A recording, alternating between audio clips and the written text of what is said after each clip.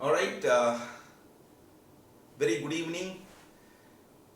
It's 8:17, I believe, and I'm going to be welcoming you all who are watching this webinar where I am going to be talking about one very important query that quite a few students who are going abroad for higher education have asked me, and that pertains to the financing of higher education. Now, for all of you people who are new to this, new to Kandra, Kandra is basically a leader in international education. We have been helping students go to quality colleges abroad since 2007, and I am its CEO, also an expert in this area. Now, what we are basically doing is we are taking few important queries that students have, and then we are using this platform basically to help other students having the similar query get a solution to that. My name is Abdullah. I am basically a mechanical engineer, and post that I did join Inertial Science Bangalore for my MTech. I have All India rank 17 in GATE. Did MBA from MDI Gurgaon, which is one of the top 10 business schools. Was the president of the student council there, and post that I joined one government company known as Power Finance Corporation. I was working in CRISIL post that. CRISIL is India's advisory firm as well as the credit rating agency, and since 2003 I have been in training. Now, quite a few students who go abroad, whether they go to US, whether they go to Canada, European countries, Australia, Singapore, you name it, one concern that quite a few people have is on the fees part of it. Now, what I'm going to be basically doing in today's session is basically talking about this issue. As I did say, it is going to be issue on how to reduce the cost of education. But you can also watch this and ask me other queries if you do have on higher education. At the bottom of the screen, you can see a WhatsApp number. That's my number. In case you do have any queries, go ahead, fire them. It could be on any area related to higher education, and what I will be doing is taking these queries and trying to address them in this session. And if time does not permit, then what I will be doing is I will probably take it up in my next session. Idea is to make this as a weekly event, Monday, 8:15 every Monday, and use this as a platform to encourage students to collect the right data points, because at the end of the day, going abroad is not a joke. Even if you do have relatives abroad, even if you have your siblings abroad, believe me, starting a life afresh comes with its own set of tensions, and your responsibility is to see to it that you are equipping yourself with all the tricks that are there to see to it that you are taking advantage of the opportunity that higher education abroad is going to give. I'm not going to be limiting to only one country of US. I am going to be talking about other countries, and I'm going to be including in this UK in a big way. The reason I'm talking about UK is because I'm sure you are aware, a couple of weeks back, Prime Minister Boris Johnson has brought about a big change in the postgraduate work visa, which previously was limited to 6 months and now has been enhanced to 24 months, that is 2 years, which suddenly has made UK a very lucrative country to go to for higher education. I'll also be taking upcoming countries like Ireland, which has been doing phenomenally well in the field of IT, in the field of pharmacy as well. I'll also be talking about UAE. So this is not going to be limited to one country. In case you have read any of my blogs, I keep talking about the fact that there are 3 C's which are very important. One, which country you are going to go to. Second, which college you are going to go to. And third, which course you are going to do. Now, this is going to be the biggest decision of your life, because anything and everything that is going to come later is going to be a function of this decision. So one of the things that you should do is you should not be taking decision based on 1 or 2 parameters or based on what someone has told you, One of the very common things I get from mechanical engineers is the fact that I was told by my professors, I was told by my father, my uncle, my grandfather, my great-great-grandfather, I don't know, that Germany is a fantastic country to be. Now, is it a fantastic country? Yes. But is it the best option? Probably no. Which country to go to depends on what profile you have, what objectives you have, what goals you have.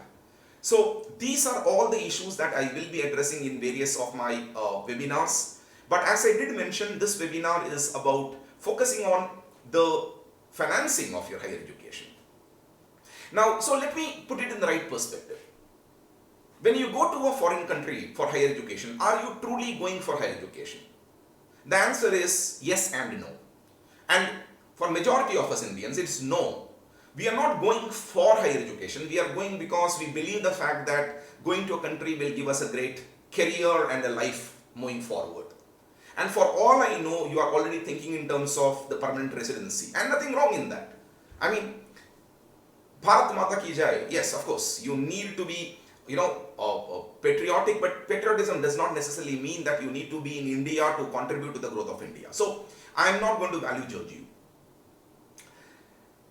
But the fact of the matter is, whichever country you go to, your attempt has to be to maximize your chances of settling there, maximize your chances of getting a great job.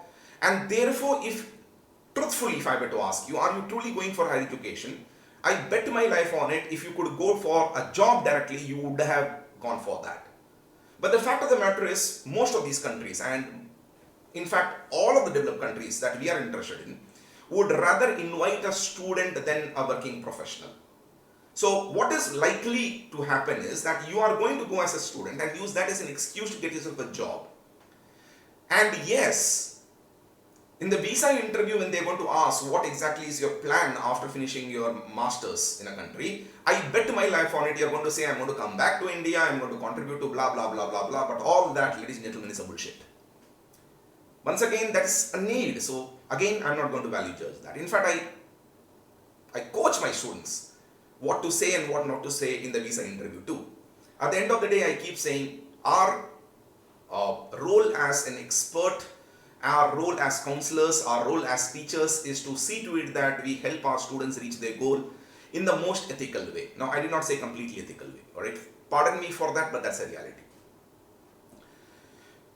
We don't put our students' life in risk, but when you go, what to mention in your SOP, what to mention in LOR, these are elements that are advertisements. Therefore, you need to be very careful in blowing your personality up.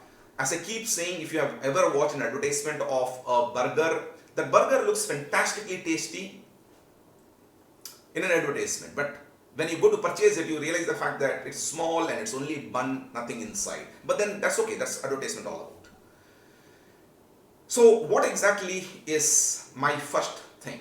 My first thing, of course, is when you are talking about higher education, you need to be very careful in understanding that higher education is an investment, it's not an expense and should not be an expense.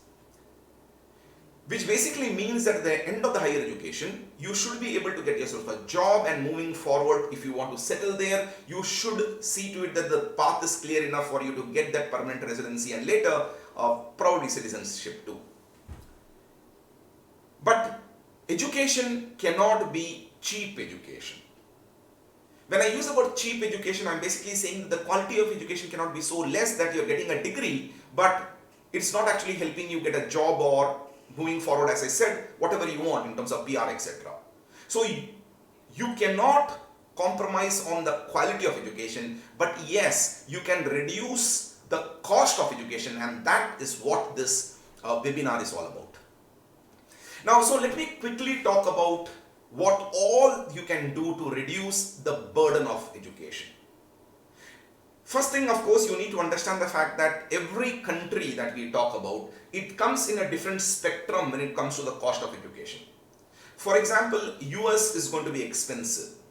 But yes, it's not that every college in US is expensive, alright? US is a phenomenally huge country with huge number of colleges. So you find the spectrum of colleges when it comes to the cost as well as quality wide. But US is expensive.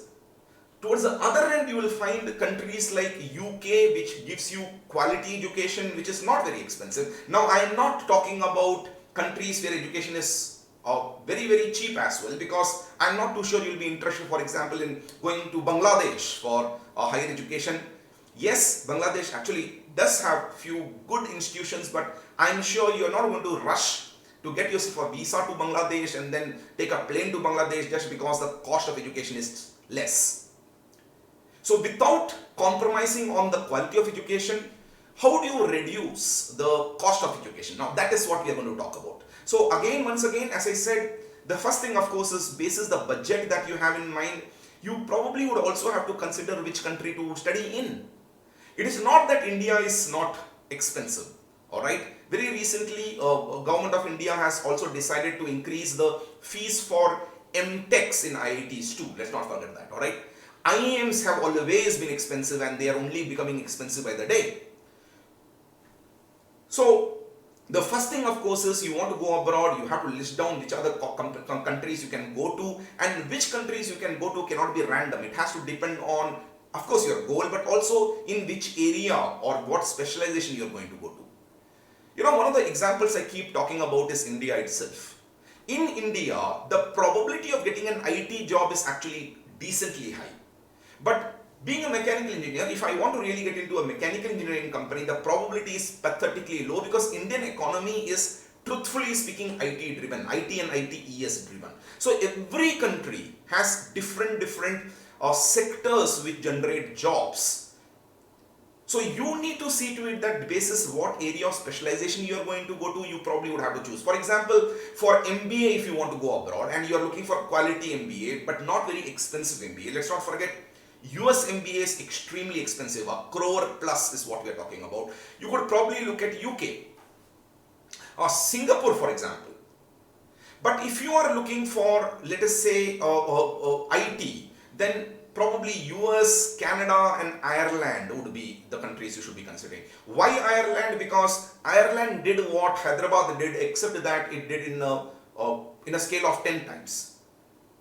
Why is that Hyderabad was able to attract IT jobs?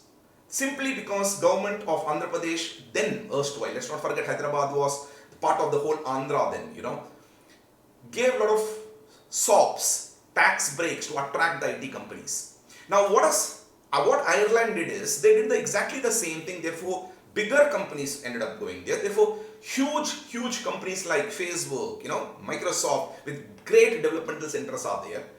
And considering the fact that the population of Ireland is not so much, competition for getting a job into these companies is actually lesser.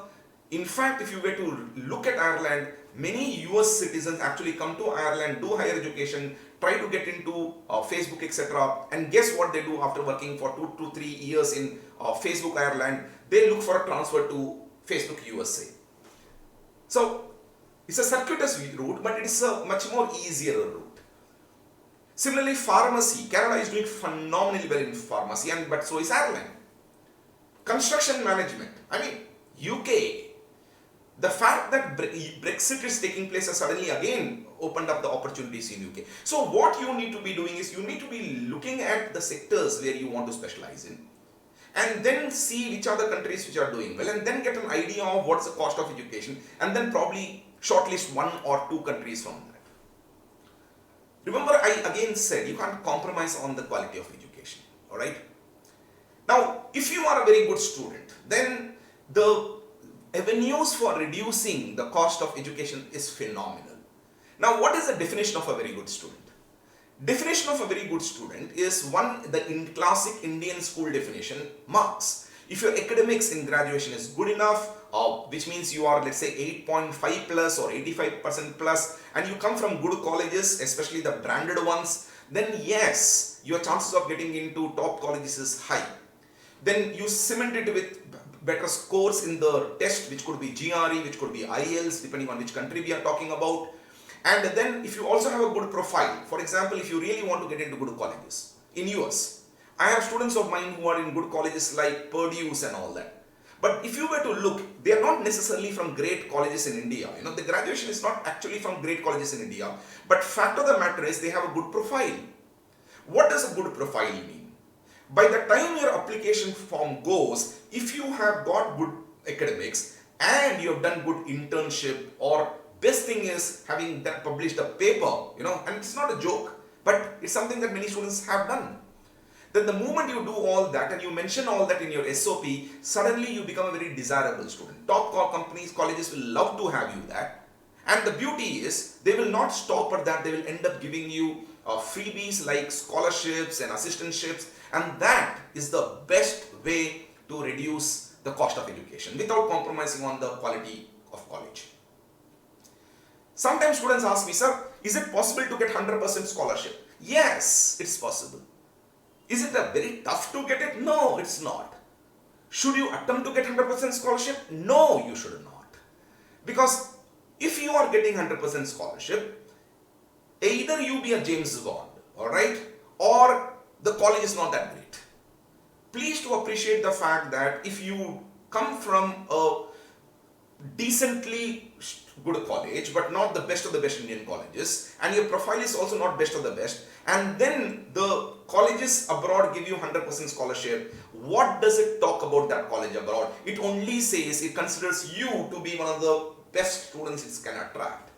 And one of the points I keep telling my students is, never go to a college where, especially if your profile is very good, where IITians don't go. Don't go to a college where their students who are there along with you are not better than you. Because at the end of the day, what we become is the environment we are in. So if you are surrounded by students from top colleges in India, you are surrounded by, excuse me, you are surrounded by students from top colleges in other countries, coming to the country of study, then what is going to happen is you're going to learn from them and then you're going to improve, and that is required, because when you go to the market, survival of the fittest will take place. The best are going to get the best of the jobs, and you need to become the best even if you are not among the best right now. So building a good profile always helps. That's the first point that you need to understand. Build a profile. So if you are planning to go to US, it makes sense to write your GRE in your third year first semester itself, and then you follow it up with IELTS. Try to do your summer internship in the same area where you want to do your research in. During your fourth year, try to see to it that you are trying to convert that project that you have done into a paper, get it published. If not in anything, IEEE journals are there. So, and then bring all of them and write that in your SOP, which is what is statement of purpose. That is how you reduce the cost of education without compromising on the quality of education. But then this is not for everyone. What does that mean? If you are a James Bond, your profile is very decent, then yes, alright, good. But what if you are a mediocre student? Now, this is where I'm going to talk about one more thing that you need to understand. Early application. Whichever country you go to US, you go to UK, you go to Ireland, you go to Germany, you go to Australia, you go to Canada, the moment you apply early, that is, every company, every country, what happens is that application starts quite early and the application window is wide enough. Now, as you go on delaying the application and as your application reaches towards the end of the window, the probability of you getting both admission as well as financial help goes on reducing. So if your profile is not that great, what you need to do is see to it that either, of course, you try to improve your profile or see to it that you're applying a bit early. Now, therefore, the timeline, etc. also becomes very important, alright? So quite often, whenever we are counseling our students, we keep telling them, we give them a game plan which stretches sometimes over a year. So we have quite a few of our students who probably are completing the second year of engineering or somewhere in the middle of the third year. That is when the whole planning starts. And that is how you should be planning. Now, are there other ways of reducing the cost? Answer is yes. Now, this is where unfortunately many Indians, we fail to do the research. Let's quickly look at going back. If your profile is good, what are the avenues you have? Number one, if your profile is good and you do not get assistantship or scholarship from the college where you apply to, you do have quite a few trusts, quite a few bodies which offer scholarships. I'm sure you've heard about Birla Scholarship, Jindal Scholarship. So they are there. All that you need to do is you need to Google a little bit, get to know when they are, seeking applications, and they seek application every year. And then you send your profile, you fill their application form. You will be, of course, invited for the interview, because at the end of the day, these are not small scholarships. This is not 30,000-40,000 we are talking about. We are talking about in lakhs. So it's not going to be easy, but it's a way, it's an avenue which you should explore. Similarly, there are a lot of other scholarships given by foreign trusts as well. So these are avenues. Yes, the probability of getting is low. That's why he said if your profile is good, then you should be fighting for that. The second way of understanding is that there is a government of India and state governments also, they give funding, they give grants, they give loans which are subsidized. For example, state government of Andhra Pradesh gives loans to people who are from the socially challenged background of SC, ST, for example. Complete higher education amount is given. And the pity is this is not being taken advantage of. What does that mean? The budget is not getting exhausted. Government still has it. Government comes out with an ad saying that, look, if you are from such a community, you are planning to go abroad, apply to us. But the fact of the matter is they don't get too many applicants. And how do I know that? Because I am associated with that. Lack of awareness cannot be the reason why we are missing out on good opportunities to reduce the cost of education. That's a point that you need to understand. Now, the next thing that you need to understand is choice of college itself. For example, if I were to give you an example of US. In US, you will find there are colleges which are private, there are colleges which are public. Private colleges are going to be expensive. Now, in case you don't understand the difference between private and public, think of in India as private and governmental, alright? Now, obviously in India, governmental education is cheaper, quality need not be. In fact, quite a few government colleges are doing extremely beautifully well, IITs being the best examples. So, there are quite a few colleges in US which are public, fabulous in their research, fabulous in their teaching, and not very expensive. When we are recommending colleges, we do have, as a part of the Kandra Worldwide Education and Career Division, we look at the profile of the student and we even help the students shortlist the colleges. That happens in US, Canada, etc. When we do so, our preference is always to recommend students to go to public colleges, because enough fantastic public colleges are there. One of the points that you need to understand is, even if you come from a rich family, it helps not to spend so much money. And if you do come from a middle class family, it helps not to end up doing your education and having a huge loan on your head, which you will then have to repay. If you go to developed countries, you realize the fact that, especially America, you'll find the fact that there are many students who end up spending 10 years of post their education doing only one thing, that is paying loans. What loan? Education loan.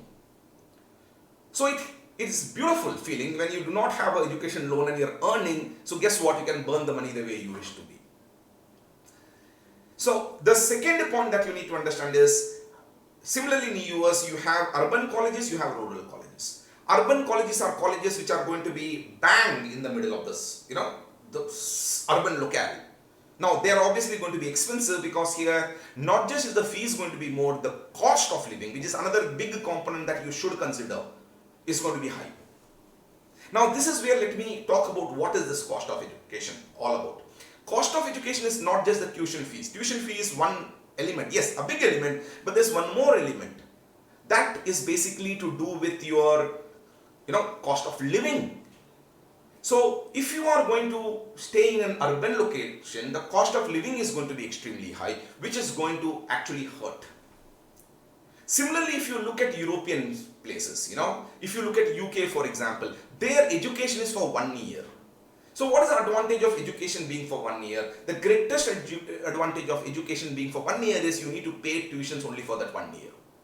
And second advantage is you are joining the job market 1 year earlier than, let's say, when you do it in US. So advantage is you start earning faster. So not just is the cost of education going to be lesser, it is also going to be a case where you start earning 1 year earlier. Therefore, that is a big advantage you have. But having said that, even in UK, if you were to take, for example, cities like London, it's going to be expensive. But if you go a little further, let's say Edinburgh, it's also an urban location, but it's not as expensive as London. These mechanisms can be used. Finally, there is one more element that you need to understand. That is part-time jobs. Now, the fact of the matter is, any country you go to, alright, and I'm making this as a sweeping statement, you are allowed to work for a given duration, a given number of hours per week. Generally, it's about 20 hours per week on a part-time basis, for a part-time job. Now, how good are these jobs? That depends on what sort of job you're going to get. For example, you can become a research assistant, where you're working under a professor or as a researcher. You can get teaching assistantship. Now, these are two big areas of advantage. Why are they so advantageous? Because here you are actually getting paid, and in quite a few cases your fees also might be waived. But in addition, you are actually doing the work which is in line with what you went there to do, study. So if I am a professor in US and you are my RA or a research assistant, you are actually helping me do your research. But then, wasn't that what you wanted to do in the first place? That's why you went abroad to do your MS, isn't it? Now notice that you're getting paid for that shit. So that is a huge thing. But to get a RA is not very easy. You need to exhibit your inclination towards research. So if you have published a paper, that's a big advantage. Similarly, if you are going to US or to get an RA, you need to score high in GRE, especially the AWA section, which is the essay writing section. Why? Because as a research assistantship, your writing skills do become important. Teaching assistantship is one big plus too. In teaching assistantship, what you do is, let us say I'm again a professor and you're my teaching assistant. What is going to happen is you are going to help me save time. How? Because what I'm going to be doing is during doubt clarification for students, etc., or for extra classes for weak students, I'm not going to go. I'm a very busy professor. I'm going to send you. But what are you going to get in return? Very good chance the whole fees is waived and you make money out of that extra. But then for this, because as a teaching assistant you will be required to interact with students, speaking section becomes very important. Speaking of IELTS becomes important. So you need to understand, depending on what role you look for, the colleges will be looking at your profile from a different perspective. But these are not the only two. You have phenomenal. For example, there's a student of mine who went to UK recently. He actually went to London. And there, today he is working as a librarian. And what is he doing as a librarian? He is maintaining the database. He is a computer engineer. He is doing his computer science. But he is also maintaining the network and the database in the library. Now, the beauty here is these all pay. And the beauty is quite often the money that you get by part-time job of this nature will comfortably cover your monthly expenses.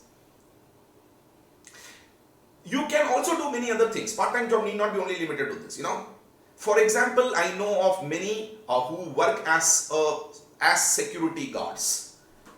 Now you may think, security guard, watchman? Oh no, please don't ever insult a profession. Fact of the matter is, even in India, I know my students who are Uber drivers, they are actually working as security guards, and we need to pat their back. After all, they are funding their education. Probably they're not as lucky as you and me.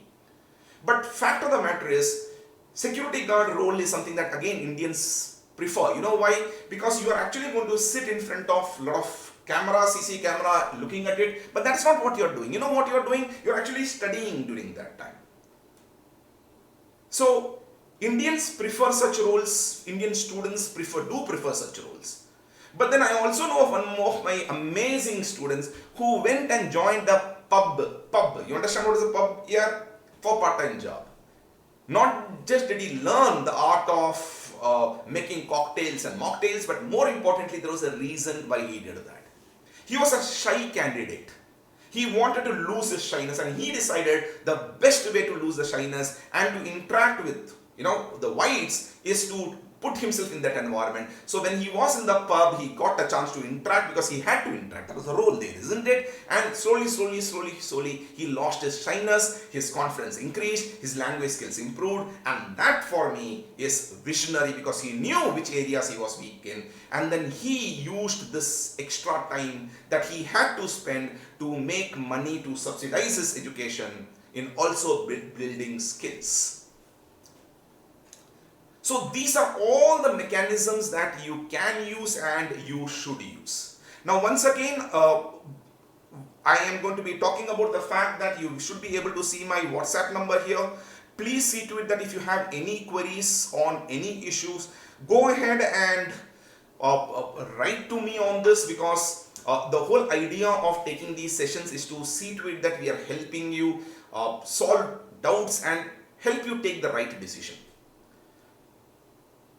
Now, there's one small caution that I tell my students.